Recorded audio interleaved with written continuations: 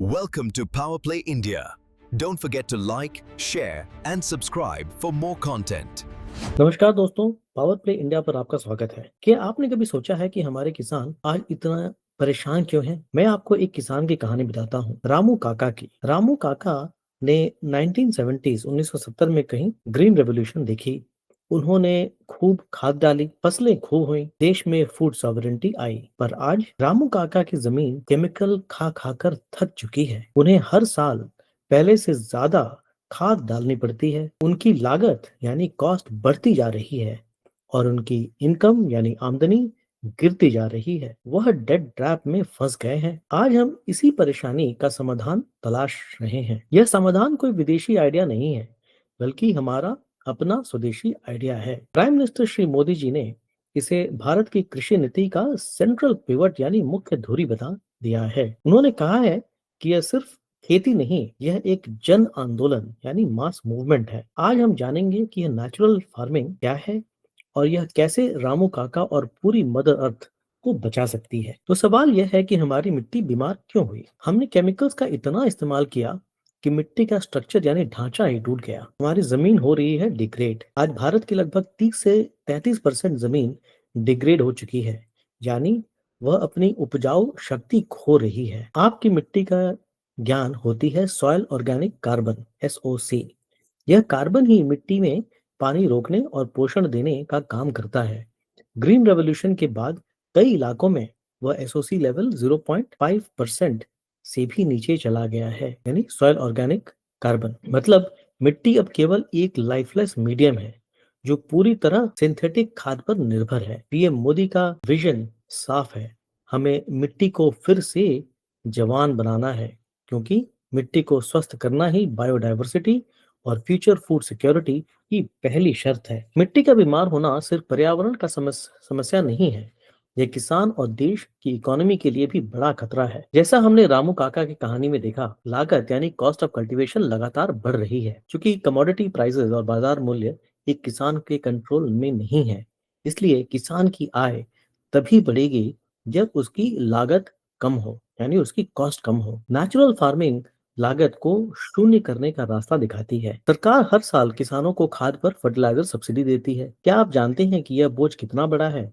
2025-26 के लिए यह 1.67 लाख करोड़ रुपए है। यह इतना बड़ा बोझ है कि इसे उठाना फिजिकली अनटेनेबल यानी फिजिकली अस्थिर होता जा रहा है। नीति आयोग की रिपोर्ट कहती है कि अगर हम नेचुरल फार्मिंग को अपना लें तो खाद का इस्तेमाल कम कर देंगे तो देश के खजाने में हजारों करोड़ रुपए बच सकते हैं। इसलिए यह सिर्फ खेती नहीं, यह एक फिजिकल कंसोलिडेशन टूल भी है। जब हम केमिकल छोड़ते हैं तो दो रास्ते दिखते हैं, ऑर्गेनिक और नेचुरल फार्मिंग।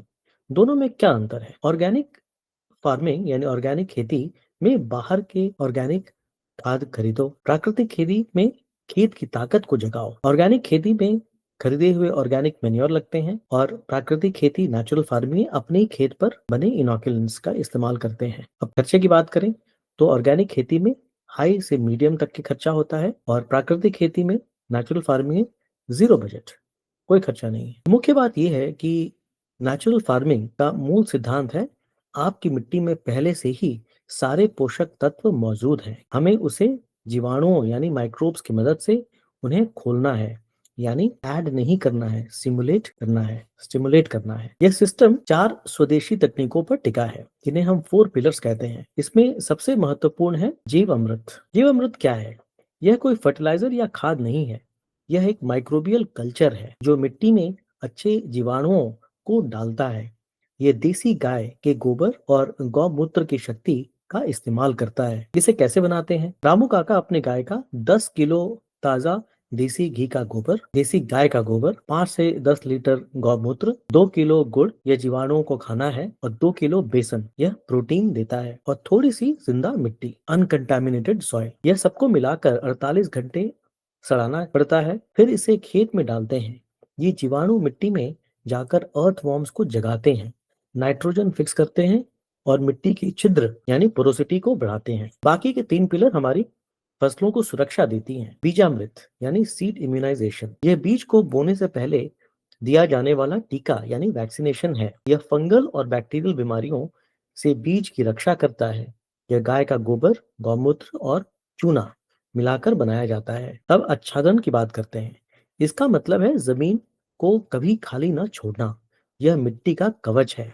आप फसल से के बचे हुए अवशेष डाल सकते हैं या इंटरक्रॉपिंग कर सकते हैं। मल्चिंग से वीड्स कम होती हैं और मिट्टी की नमी बची रहती है। वापसा सॉइल इरेशन यह सबसे अनोखा सिद्धांत है। वापसा कहती है कि पौधे को पानी नहीं बल्कि पानी की भाप चाहिए। यह तब होता है जब मिट्टी में 50% हवा और 50% पानी की भाप हो। मल्चिंग और जीवामृत की मदद से मिट्टी की जल धारण क्षमता यानी वाटर होल्डिंग कैपेसिटी 50 से 60% तक बढ़ जाती है। यानी हमें सिंचाई कम करना पड़ता है और हमारी फसलें सूखे से लड़ सकती हैं। प्राकृतिक खेती एक एग्रोनॉमिक चॉइस नहीं है।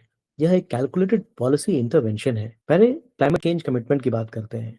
भारत के क्लाइमेट टारगेट्स जो सीओपी गोल्स को पूरा करने के लिए यह जरूरी है। अध्ययनों से पता चला है कि नेचुरल फार्मिंग फील्ड्स में ग्रीन हाउस गैस एमिशन 29% से लेकर 91% तक कम हो जाते हैं। पीएम मोदी ने अर्थ गंगा का विजन दिया है। गंगा के साथ लोगों की आर्थिक गतिविधियों को जोड़ना। गंगा नदी के दोनों किनारों पर 5 किलोमीटर चौड़ी पट्टी को प्राकृतिक खेती के लिए प्राथमिकता दी जा रही है। इसका ऑब्जेक्टिव उद्देश्य ये है कि उत्तर प्रदेश, बिहार, झारखंड और बंगाल के जिलों में कोई भी केमिकल नाइट्रेट्स गंगा में न जाए। यह हमारी महंगी नदी सफाई योजनाओं को बचाएगा। इस मिशन का बजट 2481 करोड़ रुपीस है। लक्ष्य है कि 1 करोड़ किसानों और 7.5 लाख हेक्टेयर जमीन को कवर करना। ये सबसे बड़ी समस्या का समाधान है बायो इनपुट रिसोर्स सेंटर्स। कई किसानों के पास गाय नहीं है, इसलिए सरकार 10,000 बीआरसीज मतलब गांव स्तर की दुकानें खोल रही हैं। यहाँ पर किसान तैयार किया हुआ जीवामृत खरीद सकते हैं। इससे इनपुट की सप्लाई चेन मजबूत होगी। इंसेंटिव में क्या है? किसानों को इस बदलाव के दौरान होने वाले संभावित नुकसान के लिए आर्थिक सहायता, डायरेक्ट बेनिफिट ट्रांसफर भी दी जाती है। यह दिखाता है कि सरकार इसे लेकर कितनी गंभीर है। अब हम कुछ सक्सेस स्टोरीज की बात करते हैं। सबसे पहले हम आंध्र प्रदेश पे आते हैं। तो जब हम सफलता की बात करते हैं तो एक राज्य जो ग्लोबल गोल्ड स्टैंडर्ड बन गया है वो है आंध्र प्रदेश। यहाँ 8.5 लाख से ज्यादा किसान APCNF यानी Andhra Pradesh community managed natural farming कर रहे हैं। उनका लक्ष्य राज्य के सभी 60 लाख किसानों को कवर करना है। इस मॉडल की जान है वुमेन सेल्फ हेल्प ग्रुप्स। महिलाएं ही ट्रेनिंग देती हैं, ज्ञान फैलाती हैं और पीयर टू पीयर लर्निंग करती हैं। उन्होंने एक शानदार तकनीक विकसित की है, प्री मॉनसून ड्राई सोइंग। किसान जीवामृत लगा हुआ बीज सूखी जमीन में बो देते हैं। जैसे ही मानसून आता है बीज वापसा यानी मिट्टी की नमी से उग जाते हैं। इससे इनकम पूरे साल बनी रहती है। इसका इकोनॉमिक इम्पैक्ट क्या है? स्टडी बताती है कि यहाँ के किसानों की नेट इनकम कॉस्ट रिडक्शन के कारण 50% से 197% यानी 200% तक बढ़ गई है। पूरे देश में अलग अलग एग्रो क्लाइमेटिक जोन्स में सफलता दिख रही है। अब हिमाचल प्रदेश की बात करते हैं। पहाड़ी राज्यों के लिए यह मॉडल कमाल का है।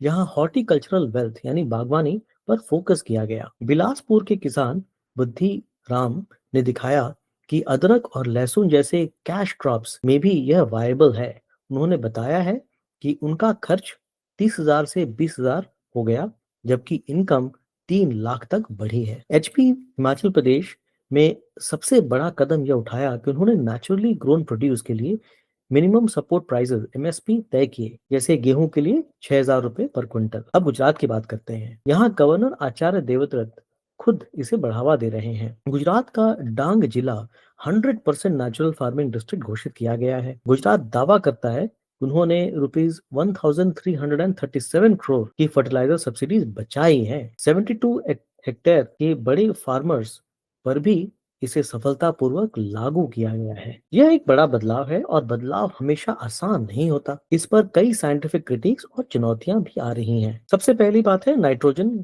की पहेली। आलोचक कहते हैं कि यूरिया में जो भारी मात्रा में नाइट्रोजन मिलता है वह जीवामृत में नहीं मिलता। कुछ रिसर्च के सामने आया है कि शुरुआती सालों में यील्ड ड्रॉप हो सकता है यानी पैदावार में कमी आ सकती है, खासकर चावल गेहूं के इंटेंसिव सिस्टम में। लगभग 40% तक। नेचुरल फार्मिंग के समर्थक कहते हैं कि हमें केवल एक फसल नहीं, बल्कि पूरे टोटल क्रॉपिंग सिस्टम का आउटपुट देखना चाहिए। इंटर क्रॉपिंग और लागत कम होने से किसान घाटे में नहीं रहता। पैसा तो बचता है, पर लेबर कॉस्ट बढ़ सकती है। जीवामृत बनाने में, मल्च मैनेज करने में और हाथ से वीडिंग करने में ज्यादा लेबर लगती है। यह सिस्टम देसी गाय पर निर्भर है। जिन किसानों के पास गाय नहीं है, उनके लिए बायो इनपुट रिसोर्स बीआरसीज की जरूरत बहुत तेजी से पूरी करनी होगी। दोस्तों, नेचुरल फार्मिंग सिर्फ सरकार का नहीं, हमारा भी राष्ट्रीय प्रोजेक्ट है। आप एक नागरिक, एक कंज्यूमर होने के नाते कैसे इस जन आंदोलन का हिस्सा बन सकते हैं? सरकार एक नया सरल नेचुरल फार्मिंग सर्टिफिकेशन सिस्टम ला रही है। अब जब आप बाजार में सामान खरीदें, तो इस लोगों को पहचानें जो ऑर्गेनिक से अलग होगा। अगर आप खेती नहीं कर सकते हैं, तो देसी गाय को सपोर्ट कीजिए। कई संस्थाएं अडॉप्ट ए काऊ प्रोग्राम चलाती हैं, जैसे 2,000 रुपए पर महीने का दान, जिससे गौशालाओं को जीवामृत के लिए गाय पालने की मदद मिलती है। अगर आप अर्बन ड्वेलर्स हैं, शहरी हैं, शहरवासी हैं, तो आप अपनी बालकनी में होम गार्डनिंग कर सकते हैं।